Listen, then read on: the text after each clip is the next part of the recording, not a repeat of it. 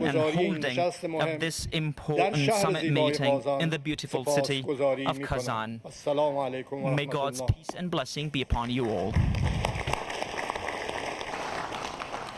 Thank you so much, Mr. President. We count very much on active interaction with Iran within the grouping. And as I have said in my opening remarks, we are all very much concerned by the developments both in the Gaza and region-wise too. We hope that every measure is taken to reduce tensions and to prevent the spillover of the conflict in the region. I had a conversation with many counterparts, and it is everyone's base assumption, and we wish you successful resolution of difficult bottlenecks and controversies in the region. Now the floor is given to President of the Republic of South Africa, Mr. Ramaphosa. Your Excellency President Vladimir Putin, Your Excellencies leaders of Brics nations, Your Excellencies leaders of global and regional institutions, Your Excellency Antonio Guterres, the Secretary General of the United Nations, honorable ministers and excellencies. Allow me to begin by congratulating President Putin on chairing a very successful BRICS summit, as well as leading us all to adopt an excellent declaration from this summit. The BRICS outreach and BRICS Plus engagements are important platforms for developing strong ties amongst countries from greater global south and emerging markets. We should use these platforms to foster meaningful engagement.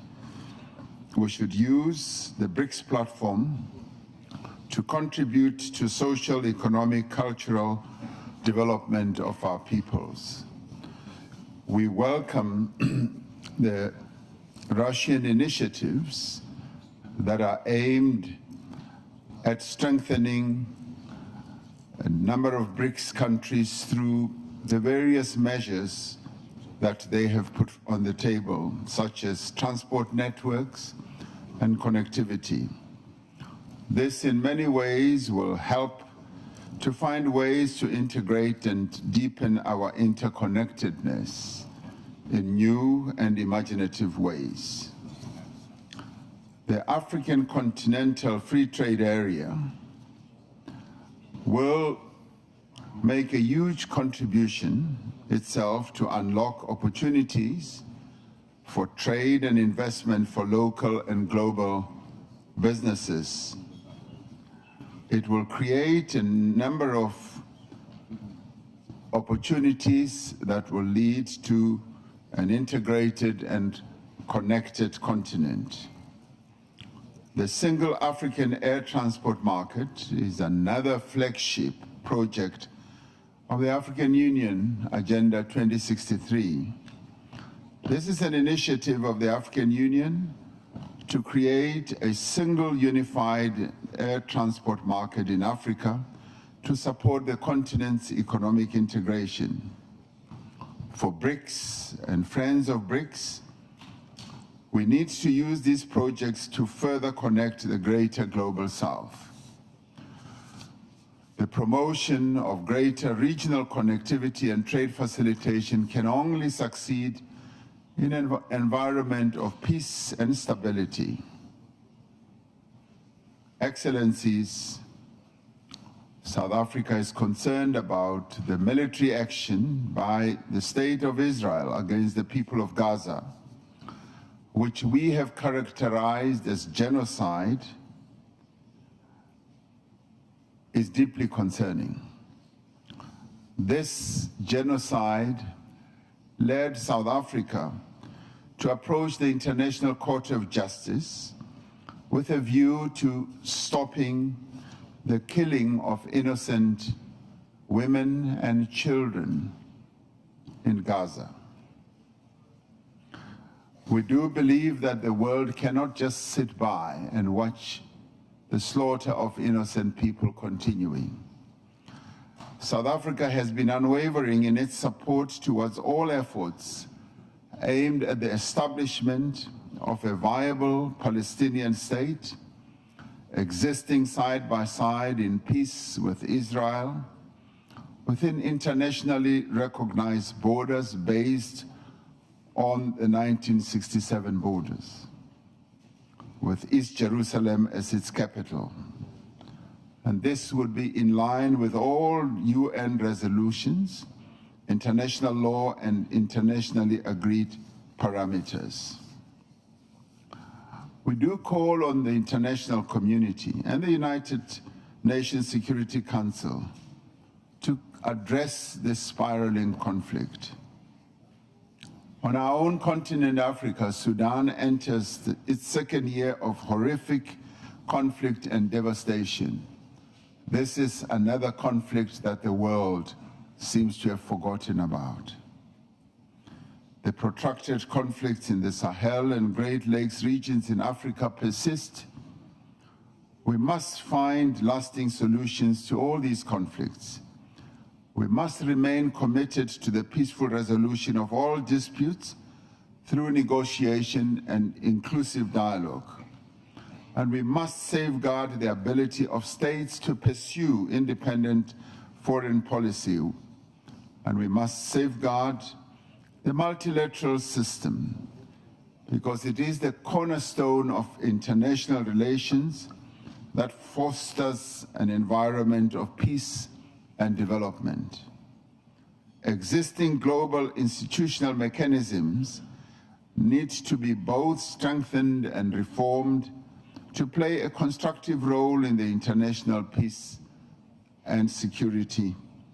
We cannot allow conflicts just to continue in perpetuity. We do need to find paths to peace. In our quest for a long, interconnected, just and prosperous world, we have the ability to foster an environment of peace through a focus on sustainable development.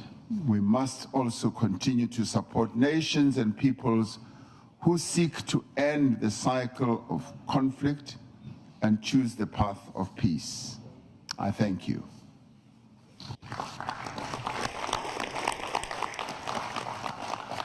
Thank you, Excellency. Thank you, Mr. President of South Africa. South Africa is making a lot for the development of our grouping in order to make sure that the situation in Africa is also developing in a positive way. And now it is my pleasure to pass on the floor to the representative of Brazil.